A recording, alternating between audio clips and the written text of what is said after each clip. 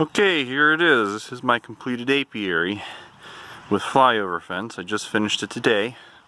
So we're going to go around it. I'll give you a tour. Show you some of its quirks and features. And give it a Doug score or something.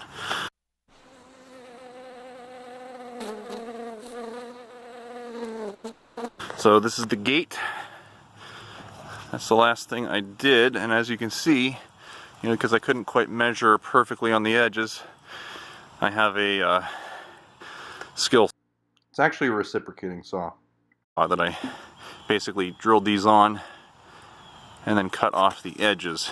Now keep in mind, I'm not a professional builder, so anything that you see that I've done, make sure if you're going to do it to consult a builder, make sure you check with your local code, building code, just to make sure you're not doing anything wrong. So this is a 6-foot fence. The city I live in requires you to build a flyover fence for your beehives, and it has to be 6 foot high with a gate on it, that way no one can get into there. And so that's what I did here. So you have these 6-inch wide by 6 foot tall dog-eared pickets. I picked those up from Home Depot. They're $1.97. They're on sale when I got them.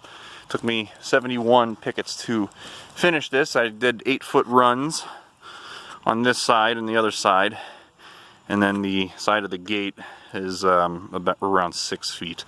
So I built this on 4x4s, and I sunk them 2 feet deep and put 50 pounds of concrete down in the hole with them. That way they're in there nice and solid. Whenever I sunk them and whenever I built them, I basically dry fit everything. I screwed the 2x4s on them. That way I could make sure that they were plumb, and I'd have flat faces and everything for the 2x4s. And that seemed to work pretty well. This is the lock that I have on it. And since this gate is pretty heavy, I ran 4 hinges on there. I put one there, that's into a 2x4 cross, as is the bottom, and then the 2 in the middle are just on that picket, but I have that picket really well screwed in there. I used exterior screws for everything on this to make sure it's nice and strong, and show you up close here. I also paint, and I will be painting after I paint the whole thing. I put some Rust-Oleum on there because sometimes your drill bit knocks a little bit of that coating off of it, so I wanted to reapply coating, that way it wouldn't get any rust on there. So as you can see with the door, I just made a basic square shape and ran a cross brace there, that way it wouldn't flex on me. And it's pretty solid. It doesn't really move. And I have a little bit of a lip there with this picket to create a natural stop right there. Then you put the gate in like that. So I put a slate floor in here. I still have to put some gravel in between them, but it looks kind of dirty because of the mud from it's raining today. But once this washes up, it looks really nice in there. I put a 30-year weed guard under there, just because it's, with it being an apiary, if you got a whole bunch of honeybees around you, you really don't want to be in here pulling weeds. I mean, not that it's really that big of a deal, but I like to put weed guards in underneath my rocks here. That way I don't have to worry about gardening or anything like that. If you were doing something, I'd recommend gravel, because it can be kind of a pain to level the floor and everything for the slate. And I kind of didn't. I just kind of put it on there and stabilized it as I went, and sort of shimmed under the ones that weren't stable. And I'm going to fill it in with gravel. It's recommended if you're going to put slate in like that, you want to level the bed out and put some packing sand in there. And so we'll take a tour of the inside. So since I did 8-foot runs here, you really should put a post every 4 feet. But since it's just an apiary, since it's just a fence, I didn't, because it's not really holding a whole lot of weight there. If you're going to do this, you are supposed to put them every 4 feet. Instead, I just ran a cross brace there to stabilize it. It worked pretty well. And this run here is short enough I could get away with it. In my platform here, so what I did was I sunk 4x4s 2 feet and put a 50-pound bag of concrete on them. And, I made sure to use my level to get everything nice and square and level. And you just brace 2x4s around that, and you can attach your 2x4 platform to that, and I leave that platform hollow in the middle because I have screen bottom hives. That way if any mites fall out, they just fall right down to the ground. If you have a platform underneath it that's solid, sometimes they can get back up in the beehive, and you can give yourself a little bit of a mite problem. So that hive's empty. I don't have anything in it yet because this has to still be inspected by the city before I can put bees in here. It's not even swarming season yet anyways. So yeah, that's it. So I'm going to sit one there, and I'm going to sit one here. And I made a pretty big platform. That way, if my city limits you to having 2 hives per property. I don't think it's a very smart rule, but I can't really do much about it. So basically I made a bigger platform there, and I gave myself room to expand there. That way, if they ever do rescind that ordinance, I have room to grow in here. So you can see I have another cross brace there. So really, that's it. I wanted to make it nice and big, give myself some room to maneuver in here. You can walk around, you can, dance or do whatever you want to do in front of your beehives. It also gives them a little bit of room to fly up and over. And, I have them facing my house. That way I don't have to worry about them, getting any bee lines in front of people. And, the reason you have a flyover fence like this, and I do recommend it for beekeepers to build around their hives, they call it a flyover fence because bees like to fly in specific patterns coming out. We call those bee lines. That's where the term comes from, actually. And, one of the only times you'll get stung by a honeybee, at least up this far north, is if you're in their flight path and they run into you and they can sting you on accident.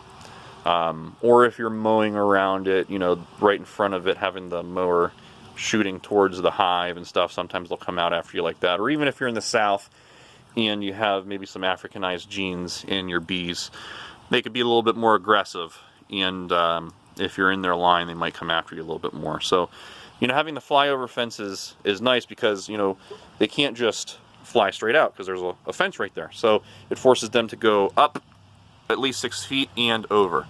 And by doing that, unless you're Yao Ming, they'll be pretty much going over your head. I'm 6 foot tall myself, so, I've never had an issue being around a flyover fence with honeybees.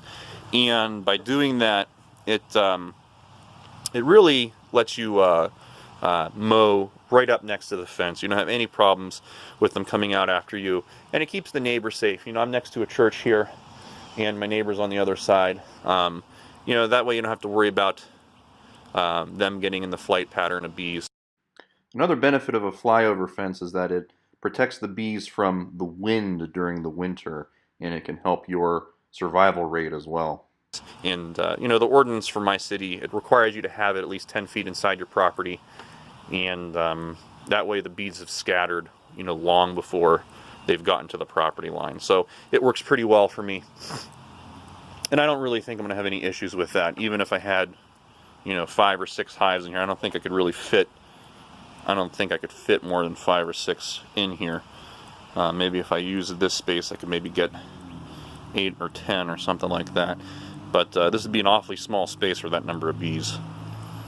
And, I got a lot of good forage around here, so, they should be okay. I'm close to a lot of farms and fields and stuff. So, you can see I'm cross-bracing there as well. Really, that 2x4 should be going the other direction. I may add another cross-brace in there at some point, because, that door is pulling a horizontal force that way. And that makes this part of the fence want to flex. And really, I should have put that cross brace like that. That way, when it's pulling, it pushes into that cross brace. And really going this way, I guess that does reinforce it. Still gives it a little bit more support on that 4x4 to keep it from wanting to tilt over. The flyover fence I built last year, I hung the gate off of this 4x4 right here, and it's starting to sag already a year later, even though I put a lot of concrete in there. And the reason why is, that's just sitting by itself, it'll naturally want to tilt. So by putting the gate hanging off of this, you have one 4x4, another 4x4, and some bracing in between there, where that gate is now, has a lot more stuff to pull over for it to be able to start twisting and running into some issues. And you know, another thing I learned from my first flyover fence that I built last year, I didn't build the gate up high enough. So on this one I took 6 inches off the bottom of each of those pickets, and that way you can open the gate fully without any issues. You know, if the ground is unlevel at all, you aren't going to run into any problems. And this opens pretty wide, so I really shouldn't have any issues. And then of course that gate does want to stay open like that.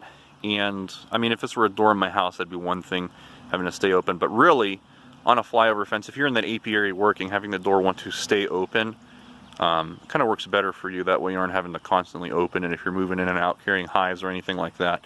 So I think that's going to work out pretty well for me. And having all 4 hinges there really will make it nice and beefy. See a couple of screws I left there, because I got, you know, the top hinge is going into this, and you know, I got, you know, 3 pretty long screws to hold it in up there and on the bottom, and plus that cross brace that I got. So there will be very little flex in this door, so I really think it's going to work out well. So that's the tour of my apiary. Got to get my second hive in there, and got to go get it approved first, and then go get some bees and put them in the hive once swarming season starts. So check back if you like this video. Make sure you subscribe to my channel, The Bee Man, youtube.com/c/The Bee Man, and make sure you subscribe and click the notification bell. Thank you.